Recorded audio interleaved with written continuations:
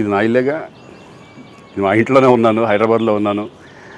So నేను విన్నాను పొద్దున్నుంచి, నాకు ఫోన్లు రావడం జరిగింది. నేను కూడా వీడియో క్లిప్ చూశాను. మన మీడియా మిత్రులు చాలామంది నన్ను అడిగి క్లారిఫై చేసుకున్నారు. వాళ్ళ దాంట్లో రాలేదు నాకు తెలిసి.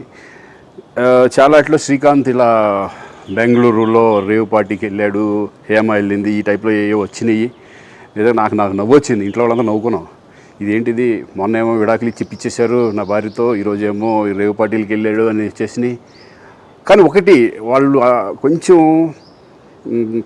తొందరపడ్డంలో ఇది లేదనిపించింది. ఎందుకంటే అతను ఎవరో కానీ కొంచెం నాలాగా ఉన్నాడు. వాడు కొంచెం ఇలా కప్పుకొని, అది గెడ్డం ఉంది, బట్ ఇప్పుడు గెడ్డం నాకు లేదు అని, బట్ గెడ్డంతో నేను షాక్ అయ్యాను. ఇదేంటిది నాలాగా ఉన్నాడు ఏంటి అని నేనే షాక్ అయ్యాను.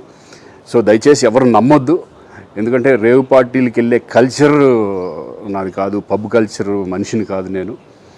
ఒక్కోసారి బర్త్డే పార్టీలకి వెళ్తాము, ఒకవేళ తెలియకుండా ఏదైనా వెళ్ళినా ఒక హాఫ్ అన్ అవర్ నుండి వచ్చేస్తాను తప్పితే అటువంటి ఏమీ లేదు. రేవ్ పార్టీ ఎలా ఉంటుందో కూడా నాకు తెలియదు. సో దయచేసి ఎవ్వరూ ఈ విషయాన్ని నమ్మొద్దు.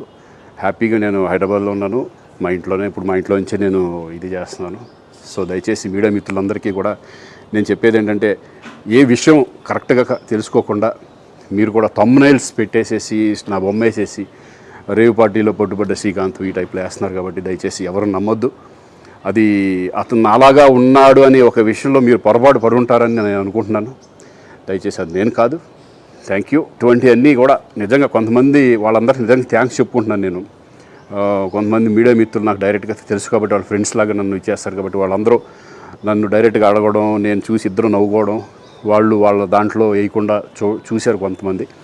వాళ్ళందరూ కూడా నేను థ్యాంక్స్ చెప్పుకుంటున్నాను. దయచేసి ఇవన్నీ నమ్మొద్దు.